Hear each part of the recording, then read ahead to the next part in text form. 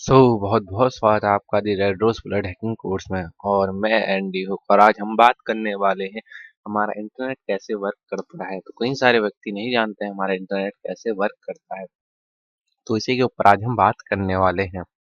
तो बेसिकली आप लोगों को क्या लगता है कि आपका इंटरनेट सैटेलाइट के थ्रू आता है आप तक, बट ये पूरी तरीके से सच नहीं है। मेनली सैटेलाइट के थ्रू जो इंटरनेट एक्सेस किया जाता है वो गवर्नमेंट ऑर्गेनाइजेशन या कोई मिलिट्री ऑर्गेनाइजेशन यूज करती है, या ज़्यादा से ज़्यादा कोई प्राइवेट कंपनी जिसने अपना सर्वर लगा रखा हो वो यूज करती है। बाकी जिसका अपना सैटेलाइट हो, बाकी कोई बंदा सैटेलाइट इंटरनेट का इतना यूज नहीं करता है। बेसिकली हम आम लोग किस टाइप का इंटरनेट यूज करते हैं हम आज उसके बारे में बात करेंगे। तो मान लीजिए ये है आपका नेटवर्क टावर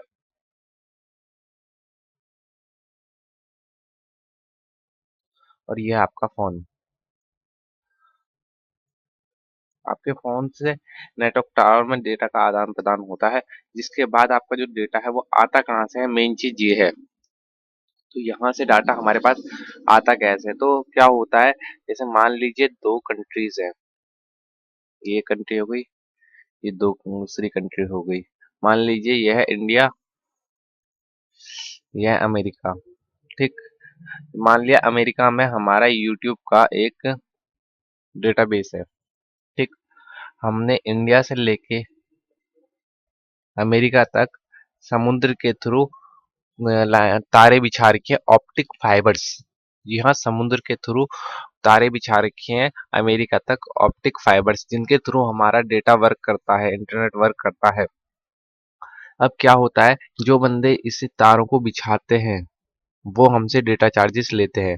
बेसिकली एक तरीके से इंटरनेट फ्री है, बस हमारे से वो बंदे चार्ज लेते हैं जिन्होंने इन तारों को बिछा रखा। तभी आपने देखा होगा जियो ने हमें काफी सस्ता इंटरनेट दिया। क्यों दिया? क्योंकि उसने खुद की तारें बिछा रखी हैं, जिसकी वजह से वो इंटरनेट इतना सस्ता कर पाया।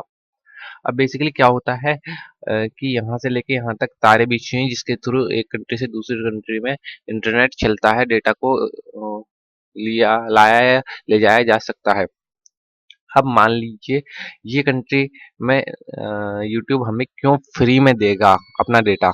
तो मेनली यूट्यूब इसलिए डेटा देगा क्योंकि उसे ऑडियंस चाहिए, उसे विजिटर्स चाहिए उसकी साइट पे। तो वो क्या कहेगा, अंबानी से, जी सर आप मेरा डेटाबेस ले लीजिए, आप देखिए अपने वहाँ ब्रॉडकास्ट कीजिए मेरे डेटाबेस से जो भी करना है। अब जब यहाँ पे उसका यूट्यूब ऐप इंडिया में भी चलेगा तो इंडिया से भी व्यूज आएंगे। इंडिया में अगर वो कोई ऐड लगाएगा, कोई बंदे इससे ऐड देते हैं, तो वो इंडिया में भी ऐड शो करेगा। इंडिया से भी कुछ बंदे उस ऐड को देख के कोई ना कोई प्रोडक्ट बाय करेंगे, तो जिससे यूट्यूब को ही बेनिफिट होगा। और अंबानी को क्या बेनिफिट होगा, वो आपको डेटा सेल कर रहा है, उस डेटा के बदले में आपसे पैसे ले रहा है, उसका अंबानी को बेनिफिट हो गया।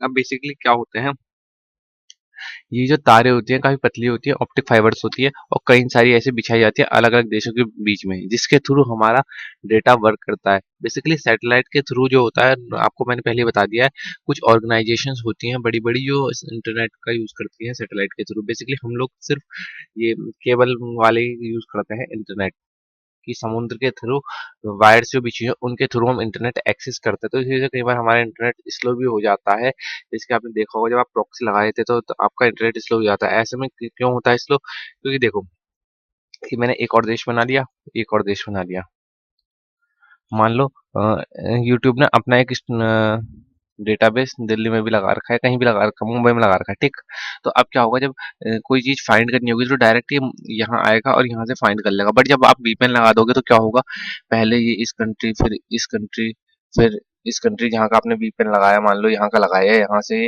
डायरेक्ट यहाँ आया, एक वीपीएन लगाया तो, और फिर यहाँ से फिर वापस आप पे आएगा। तो इसमें क्या होगा, ये घूम जाएगा, तो इंटरनेट आपका स्लो हो जाएगा। मतलब जैसे आपने लगा दिया वीपीएन मान लो इजराइल का, तो आपका यहाँ से इंटरनेट आया, इजराइल तक गया, इजराइल में यूट्यूब को फाइंड किया, सर्च किया, फिर आपको वहां से रिक्वेस्ट आएगी। तो इससे क्या होता है, आपका इंटरनेट हो जाता है एकदम स्लो, बिल्कुल स्लो, जिस वजह से हम देखते हैं कि जब भी प्रॉक्सी वीपीएन यूज करते हैं तो कई बार इंटरनेट स्लो हो जाता है। तो यही वजह होती है कि हमारा इंटरनेट स्लो होने का। और कई बार हमारा इंटरनेट फास्ट हो जाता है, ऐसे क्या होता है कि वो पास के सर्वर जो होते हैं उनसे कनेक्ट हो जाता है, तो इस वजह से फास्ट हो जाता है कई बार।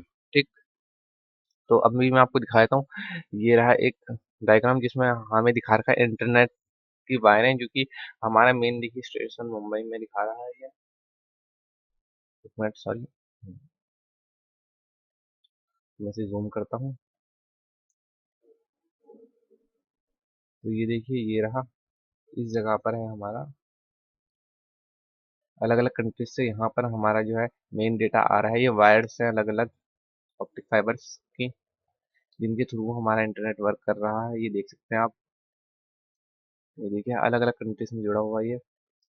तो इन्हीं के थ्रू हमारा इंटरनेट वर्क करता है। जहाँ भी कोई भी डेटा बेस हो, इन्हीं के थ्रू एक्सेस किया जाता है। ये देखिए कितना बड़ा जाल सा है ये, आप देख सकते हैं। तो इसी के थ्रू पूरा हमारा जो इंटरनेट है वो वर्क करता है, बड़े बड़े एरियाज में, अलग अलग जगहों में। तो ये देखिए, आपको यहाँ आधे से ज़्यादा जानकारी मिल जाएगी। आप चाहे तो यहाँ से भी चेक कर सकते हैं। देखिए, हांगकांग, इटली, इंडिगो, और भी बहुत सारी है। तो मैं आशा करता हूँ आपको समझ में आ गया होगा हमारा इंटरनेट किसके थ्रू वर्क करता है।